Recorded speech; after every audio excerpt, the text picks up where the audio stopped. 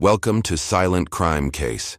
Today's episode, we explore a seemingly perfect marriage shattered by betrayal, secrets, and a brutal murder.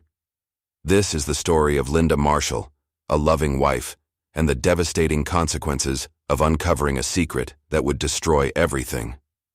Linda Marshall was a 34-year-old woman living in the quiet town of Glen Ridge, New York. She was well known in her community as a kind-hearted and creative soul who had a passion for helping others, especially children. Linda worked as an art teacher at a local school where she taught underprivileged kids. She believed that art could make a significant difference in the lives of those who had little else to turn to. Her classroom was always vibrant, filled with bright colors, paintings, and drawings.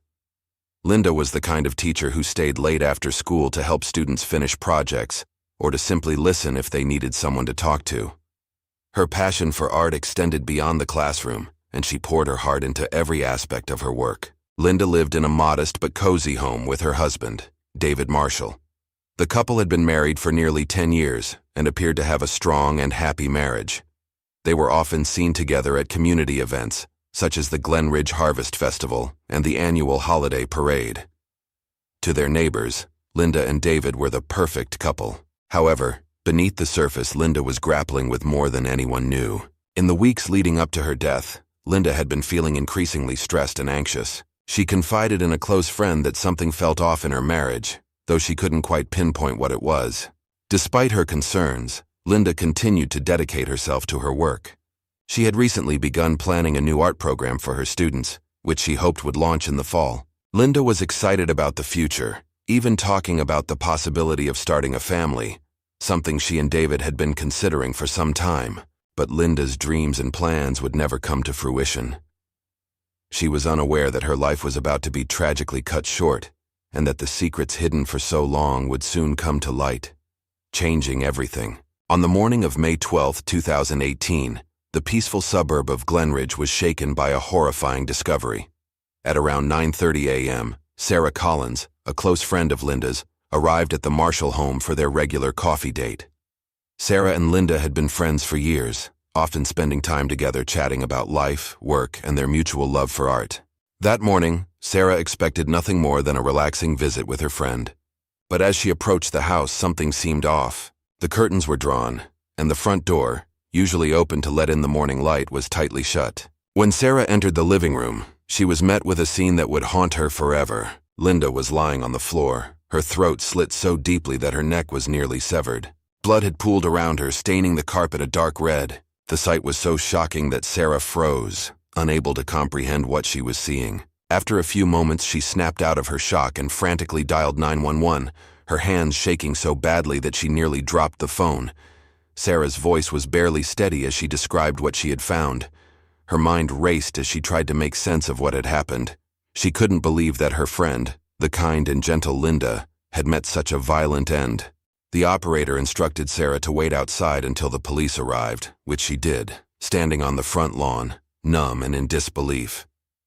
As she waited, Sarah couldn't help but think about the last time she had seen Linda. Just a few days earlier, they had met for lunch at a local cafe, talking and laughing as they always did. Linda had seemed a bit tired, but otherwise fine. Now just days later, she was gone, and the life she had been so passionate about had been brutally taken from her. The Glen Ridge Police Department received the 911 call at 9:45 a.m. on May 12, 2018. Within minutes, officers arrived at the Marshall home and quickly secured the area. Detective Mark Russo, a 20-year veteran of the force known for his calm demeanor and meticulous attention to detail, led the investigation. Russo had seen his share of crime scenes, but the brutality of this one struck him immediately. As the police entered the house, they were met with the stark contrast between the cozy, lived-in space and the gruesome scene in the living room. Linda Marshall's lifeless body lay on the floor, surrounded by a pool of blood that had soaked into the carpet. Her throat had been slit with such force that it nearly severed her neck. The blood spatter on the walls and nearby furniture indicated a violent struggle. Russo took a moment to absorb the scene before instructing his team to begin the investigation. The crime scene was treated with the utmost care. The detectives worked methodically, photographing every angle of the room and collecting evidence. They noticed that nothing appeared to be out of place, no signs of forced entry or theft.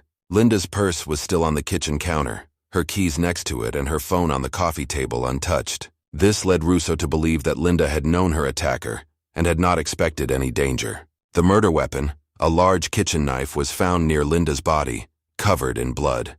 Russo instructed the forensic team to bag the knife for further analysis.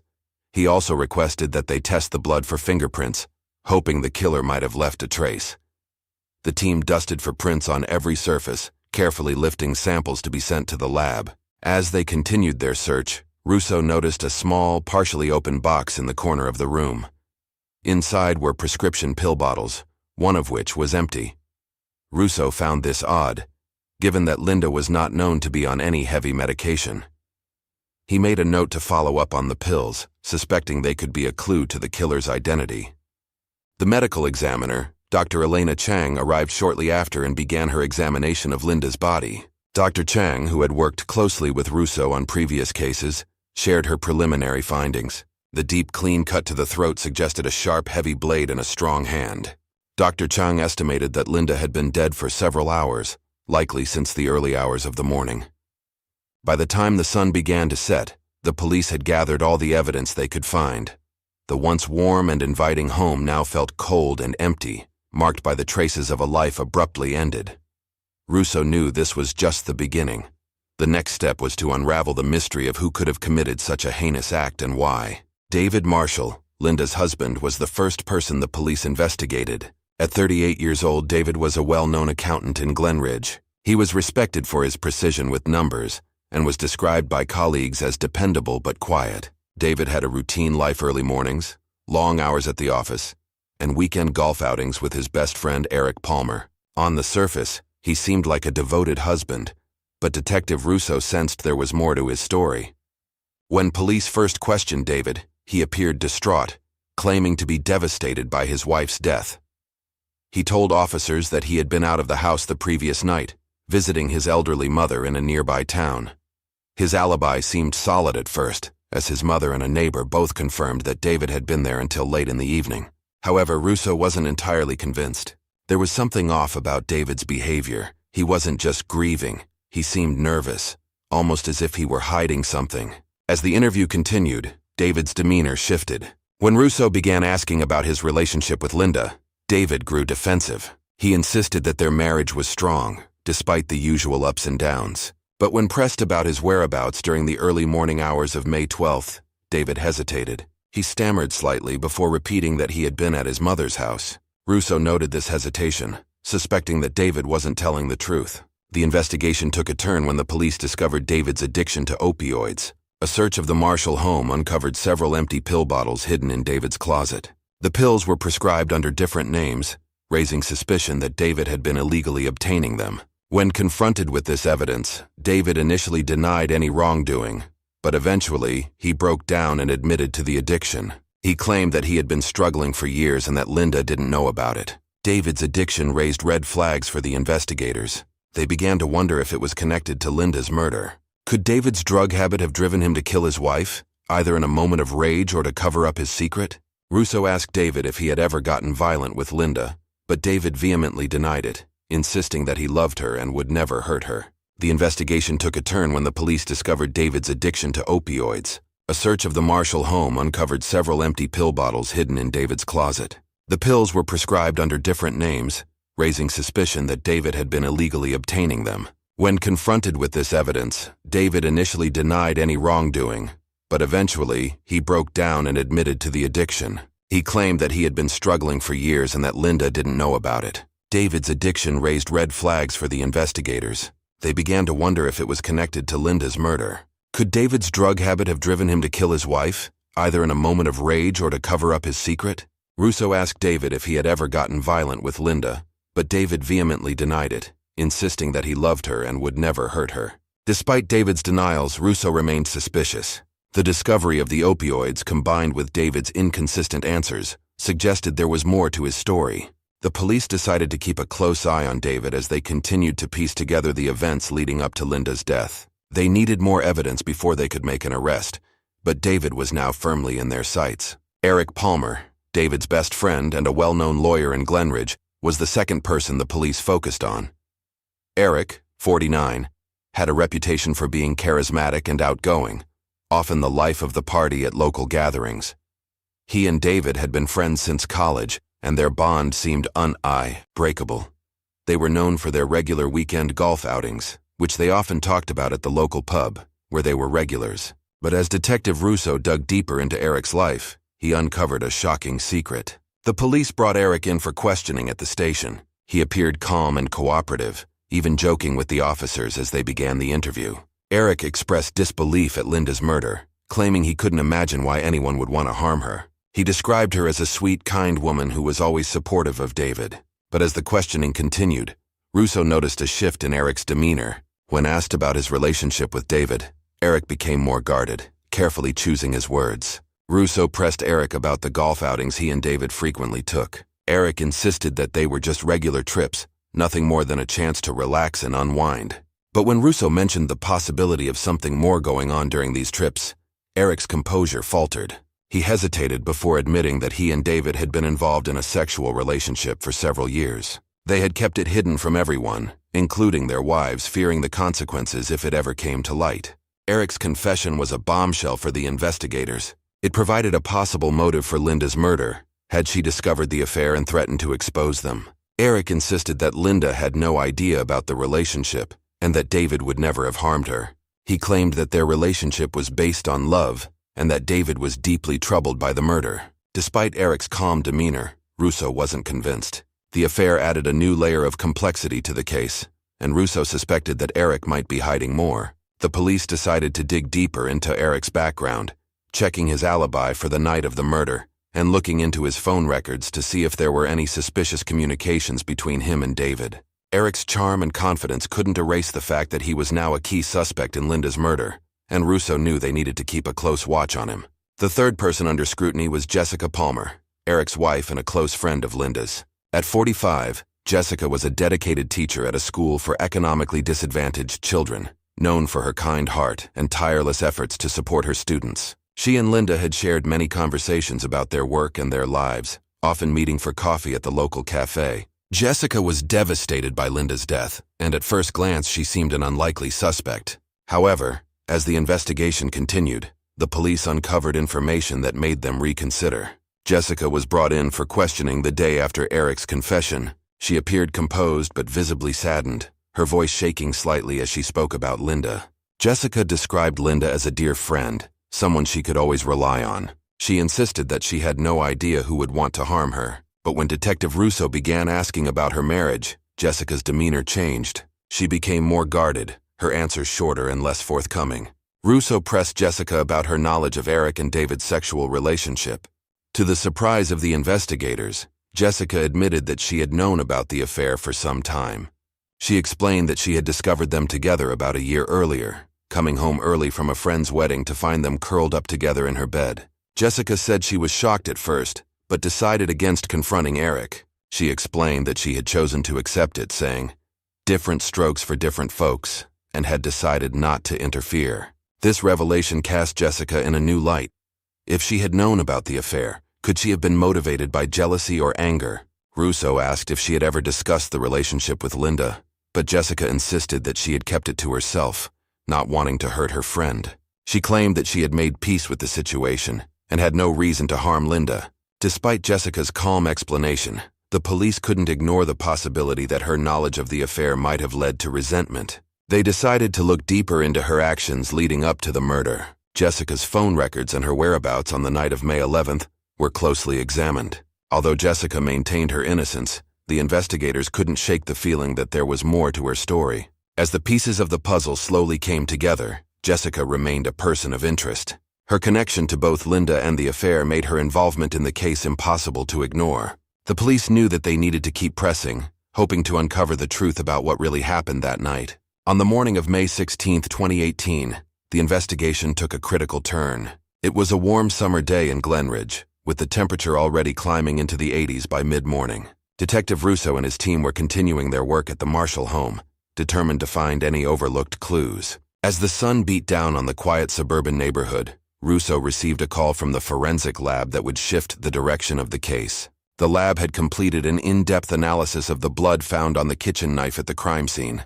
Initially, the blood was assumed to belong solely to Linda, but the lab had discovered something unexpected, a small but distinct trace of another person's DNA mixed with the blood. Russo's heart raced as he listened to the results. The DNA belonged to David Marshall. This finding was significant.